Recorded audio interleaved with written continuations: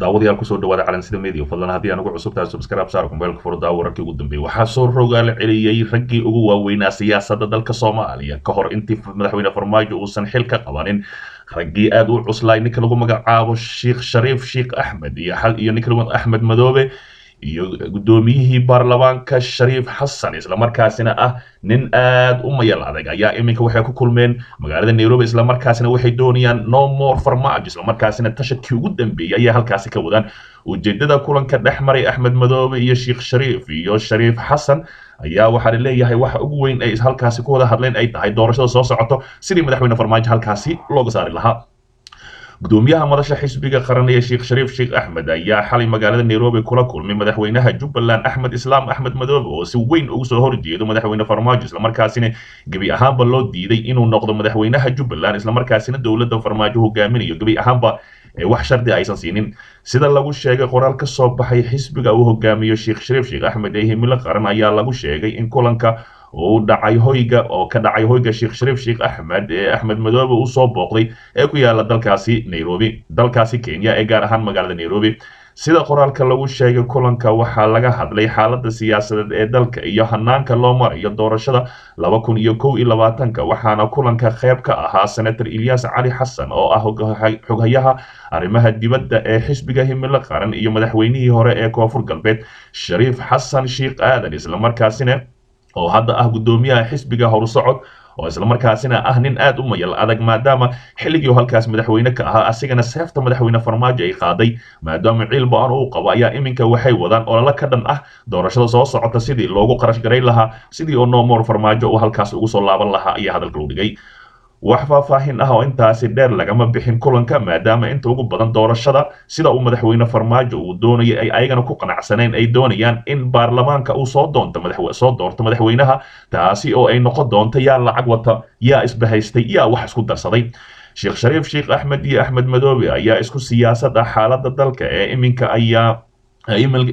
ayaga oo ka soo horjeedo qaabka ay dawladda Farmaajo wax u wado isla markaasina mucaarad weyn ku dawladda ayaa horay u diiday isla markaana sharci darro ku tilmaamtay doorashooyinkii Axmed Madoobe halka Sheekh Shariif Sheekh Axmed uu aqoonsaday kana qayb galay cali masaarkiisii madaxweyne Axmed Madoobe labadooda iyo Shariif Xasan ayaa sidoo kale isku aragti ka nooca doorasho ee dalka ka dhacaysa 2021 oo ay rumaysan yihiin inaysan noqon karin qof iyo cod marka la eego xaaladda dalka waxaana ka digeen in ay ku degdegaan arintani ay dawladda ay tahay xeelad waqti lagu korodhsanayo maadaama iminka ay ku dhigan tahay in dalka uu ka dhaco qof iyo cod laakiinse taasi ay ka soo horjeedaan maadaama madaxweyne Farmaajo uu doonayo in iminka arintaasi ay dhacdo dhammaan dadweynaha kalena ama siyaasiyiinta kalena ay ka soo horjeedaan doorashada uu rabo madaxweyne Farmaajo dhinaca kale haddii aan eegno dawladda federaalka Soomaaliya oo qorsheynaysa in la ballaariyo garoonka aadan cadde caalamiga magaalada Muqdisho dawladda Soomaaliya ayaa shaaca ka qaaday inay wado qorshe lagu ballaarinayo garoonka caalamiga ee aadan Cabdulle Cismaan aadan cadde ee magaalada Muqdisho wasiirka gaadiidka duulista iyo hawada ee xukuumadda Soomaaliya Maxamed Cabdullaahi Salaad Omar ayaa sheegay in bishan gudaheeda la ballaarin doono qorshaha lagu ballaarinayo garoonka aadan cadde isla markaasina aad u yaraaday waxa uu yiri nabadii oo sii korortay diyaaradihii oo sii batay dhaqaalihii oo batay garoonkana in uu sii weynaado ayay ahayd ayuu runtii meel aan ku sii weynayno oo badda aanan ahayn ma jirto laakiin waxaa jira heshiis aan la galnay shirkadaha garoonka maamusha taasi oo ballaarin doonta garoonka ayuu yiri wasiir Omar dhankayga waxaa loo ballaarin doonaa badda qayb badan oo badda ka mid oo saaran garoonka ayaa la aasi doonaa wasiirka ayaa sidoo kale sheegay in maadaama dhul ku filan oo bannaan garoonka lagu ballaariyo uusan jirin uu badda ku teedsan yahay iyo dhanka badda uu ballaarin doono garoonka qayb ahaan ayaa layidhi dhulka aan hayno iyo qayb ka mid dhanka badda la duugo carro lagu shubo ayaa ballaarinta u adeegsan doona balse mustaqbalka runtii garoonka wuxuu yaraanayaa waxaana loo baahan doona ayuu yiri in la dhiso garoon kan ka casrisan kana ballaarin insha Allah ayuu yiri wasiir Omar horay ayay u jirtay qorshe ay isku raaceen dawladda Soomaaliya iyo dawladda Turkiga oo xukuumadda ay garoonka cusub uga dhisaysa dhanka iyo waqooyiga Muqdisho ee xadka gobolka Shabeellaha Dhexe balse ilaa iyo hadda lama shaacin halka uu dambeeyay qorshahaasi. wasiir Omar ayaa bishii Oktoobar sheegay in wasaaraddiisa ay diyaarisay injineeradii dhisi lahaa garoonka cusub isla markaana qorshaha dhismaha garoonka cusub iyo soo gabagabeyntiisii inta lagu guda jiro sanadkaani ay noqon doonto. hase yeeshee hadalkan cusub oo ku sheegay ballaarintii garoonka aadan cadde ayaa muujinaysa inay u eg tahay in qorshihii garoonka cusub uusan halkaasi ku hirgelin. dhinaca kale ra'iisul wasaare xasan cali khayre oo ka qayb galaya shirka Dooxa isla markaasina halkaasi la doonaya inuu khudbad xasaasi ah ka soo jeedo. ra'iisul wasaaraha Soomaaliya mudane xasan cali khayre ayaa maanta ka qayb galay furitaanka shirka sanadlaha ahaa ee madasha Dooxa. shirkan oo socon doona muddo 2 cisho ayaa waxaa daahfuray amiirka Qatar Tamim bin Hamad Al Thani iyadoo ay ka qayb galayaan madax iyo hay'ado caalami ah adduunka ka kala yimid. ra'iisul wasaaraha Soomaaliya ayaa lagu wadaa inuu khudbad dheer ka jeediyo madasha taasi oo kaga hadlayo xaaladda dalka guud ee dalkeena Soomaaliya. waa markii saddexaad ee ra'iisul wasaare xasan cali khayre uu ka qayb galayo madasha Dooxa isagoo goobjoog ka ahaa sanadii 2018 iyo 2017. sidoo kale inta uu joogo Dooxa waxa uu kulamo doceedyo la qaadan doonaa madaxda dalka Qatar iyo qaar ka mid ah xubnaha kale ee ka qayb galaya shirka ee madashaasi ay ka kala yimid beesha caalamka. Qatar ayaa ka mid ah dalalka sida u dhow saaxiibo ula ah dowladda Soomaaliya waxaana dowladda federaalka ay siisaa taageero kala duwan oo wax waliba ay ku jiraan dhaqaale iyo military iyo dhan waliba ayay ku taageertaa. hasaatee ra'iisul wasaare xasan cali khayre ayaa kulamadiisa gooniga ah la ogeyn wuxuu kula soo qaadi doono madaxda dalka maadaama la leeyahay waxaa iminka soo dhow loolanka doorashooyinka dalka isla markaasina mucaarad xoogan oo iminka soo food saaray halkaasina la rabo in uu siyaasadiisa ahaan kula hadlo ama uu kala sheekaysto. halkaa naga daawanaysaan waa Calansida Media fadlan subscribe saaro gambeelka furo oo daawo wararkii ugu dambeeyay xiiso leh. dhinaca kale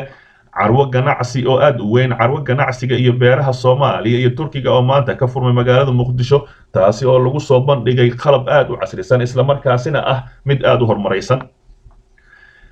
Samturkey Agro Expo 2019 oo bandhiga ugu weyn ee ganacsiga wax soo saarka beeraha xoolaha iyo kheyraadka quwadda loogu maarmo adeegsiga shidaalka ee dhinta korontada ama leyrka ee lagu qabto Soomaaliya ayaa maanta laga furay magaalada Muqdisho ee caasimadda dalka Soomaaliya. furitaanka carwada ganacsiga iyo beeraha ee Soomaaliya ee Turkiga oo ay hirgelinayso iskaashanayaasha jaamacadda Zamzam ee culumta iyo tiknoolajiyadda iyo shirkadda daabacadda iyo xayeysiinta ee magaalada Muqdisho ee Sinjid lagu magacaabo waxaa ka qayb galay wasiirka ganacsiga iyo warshadaha Enge Cabdilaahi Cali Xasan shaqada iyo shaqaalaha xildhibaan Sadiq Warfa wasiir ku-xigeenka wasaaradda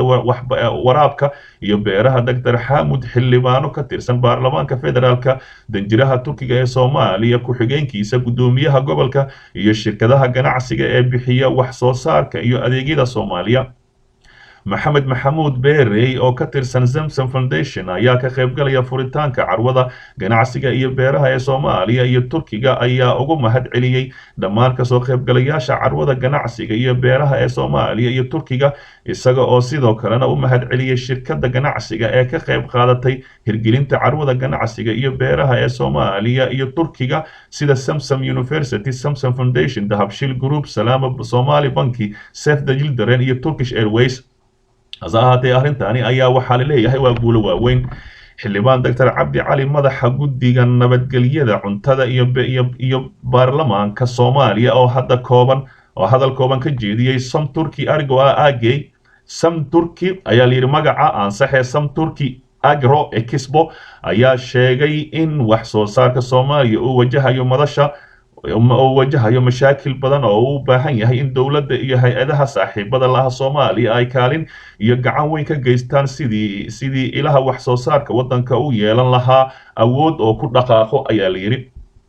danjiraha Turkiga ee Soomaaliya mudane Ambassador Mehmet Yilmaz oo hadal ka jeediyay munaasabadda furitaanka Samturkey Agro Expo 2019 oo ay ka qayb galayeen ganacsato Turki ah ayaa u mahad celiyay hay'adaha taabageliyay Samturkey Agro Expo 2019 isaga oo dhiirigeliyay dadaalka dib u hagaajinta wax soo saarka beeraha iyo ganacsiga Soomaaliya. wasiir ku-xigeenka beeraha iyo waraabka Soomaaliya Dr. Xamud ayaa dhankiisa sheegay in dadka Soomaaliyeed ee beeraleyda ahaa ay barakacayaal ku yihiin Muqdisho ayaana dhibaato ka taagan tahay dhulkii beeraha iyo webiyada maadaama beeraleydii inta badan ee shabeellooyinka iyo hiiraan halkaasi laga soo qaxay maadaama uu biyihii kusoo fataheen carwada Sam Turkey Agro Expo 2019 waxa ay ka soconaysaa magaalada Muqdisho maalmaha 14, 15, 16 iyo December halkaasi oo lagu soo bandhigi doono qudaar aad u waaweyn isla markaasina aad u casri ah sidaas warada ka uga jeedaan halkaan iga daawanaysaan waa Calansida Media fadlan nala joog daawar bixinadeena xigo xasaasiga ah